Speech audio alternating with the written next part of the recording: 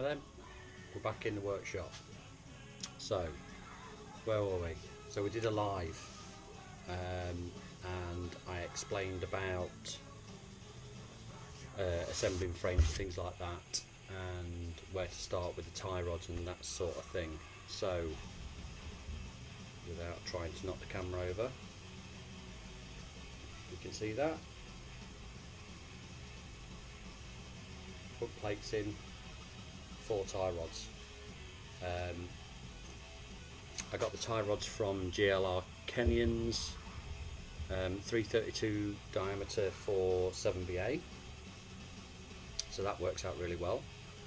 What I'm going to do now is I've done a bit of cheating on these sole bars, so I'm going to put those in and show you the next section, and then I'll also talk you through on what order I actually cut them through, drilled them, sorry, and set them up and everything like that. So hopefully this will all work together. Okay, so I hope you can see this.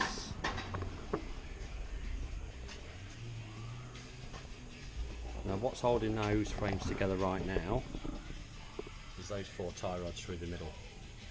That's all it is. There's no dowels in the ends there. There's no glue being used.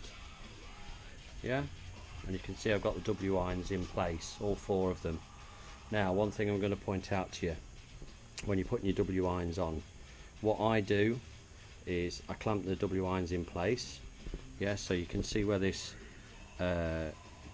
join is here, not join, where this angle is here, and it goes to straight vertical.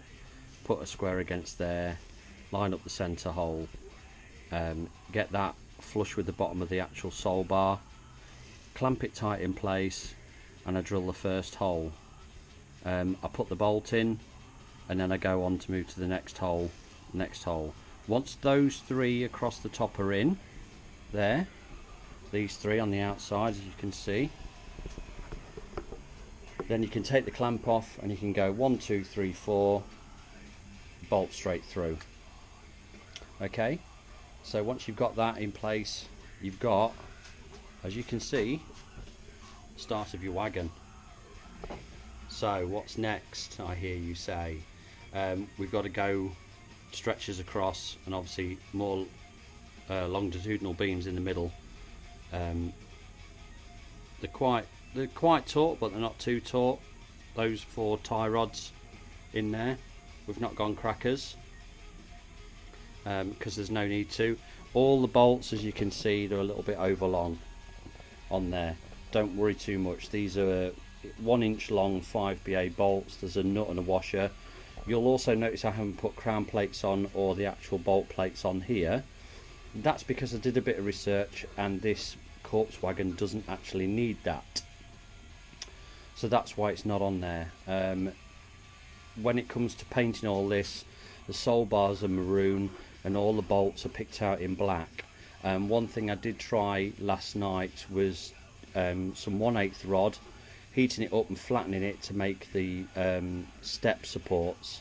It did actually work out really well, and hopefully I'll do a little video on that at a later date. So I'm really pleased that that worked out. It's my first proper go at making something like that without silver soldering a flat onto a bit of rod, which still works, but I found this was a bit of an easier way of doing it. It's just finding a bit of a template so that I can get them all the same. So there we are, that's where we're up to. Just turn you round so you can see me again. There we are. So we've had a bit of a drastic change on the old face. I prefer it, so that's the way it's going to stay from now on. Yeah, so that's where we're up to now on the frames. As I say, I've done a bit of research, so there's a lot of steel work that didn't need to go on, but there's also steel work I need to add. So the next bit I'm going to do is be cutting some wood to do the stretchers across. Then there's more tie bars to go in, from the outside across into the middle and then across to the other side, and then that will start to pull the frames that way. I'm already pulling them that way, as you can see. It's a sturdy construction. If I lift this up and hold it by one end, I can hold it by the sides, nothing's going to fall apart. it's a sturdy construction, so that you don't need to go daft with glue and everything too soon. You'll also notice I haven't drilled for the buffer stocks yet. I've had some good news from my man that does the castings, and I've got some new stocks on the way. So they'll need turning up in the lathe and drilling through, and then I'll have to get some laser cut heads and do some silver soldering on those. So there's quite a bit of work to do, but we're getting there.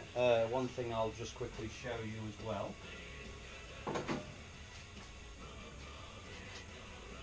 Aha! So you can see it's starting to take shape. This is going to obviously fit onto the frames. There's 2 more uprights to put in the middle of that, and then I can clad the sides. I'm going to clad the sides first with some 3mm ply, and then I'm going to have a sheet of steel, 1mm steel, all profiled out on the cutter at work. It's going to be a new thing for us at my main job where I work, for us to cut that thinner steel on a plasma cutter. I did do it on my loco steps. I did some 1mm steel on those, and they came out absolutely bang on. So, but this has got a lot more holes in it, and it's a lot thinner edge, so it's going to warp I know it's going to warp the steel as the heat goes through it. If it doesn't work, no bother. Well, then I'll just send the drawing off to my laser cutter and get them to laser cut them for me, and we'll go from there. So thanks for watching. Episode 4 will be probably next week again, and I'll have a bit more work done on this, and you'll get, you know, if you've got any questions, just find me a question. It's the best way, you know. Also as well, just before I sign off, the steel bolts and the tie rods, I noticed there was a Facebook post in a group for 7 1/4 railways about oak frames and steel. Oak will eat steel, which it does, and how do you prevent it? Now, there's someone said just put a wipe of grease on your bolts as you push them through the wood, or as you can do is what they do in full size, get a bottle of Hydrate 80, which you can buy on eBay cheap enough. Get a bottle of that, wipe the bolt with it, push that through. That will stop your bolts from going rotten. That's what I tend to use on these. So yeah, so all this is temporary, it's not final fixing, so all of those will get a bit of a coating of something before they go through and final fitting. So yeah, Hydrate 80, remember that one. Yeah, so thanks for watching. Don't forget to click subscribe. If you've got any questions, email, Facebook Messenger, YouTube comments, anything you want to know, and we'll go through it. Thanks for watching, see you next time.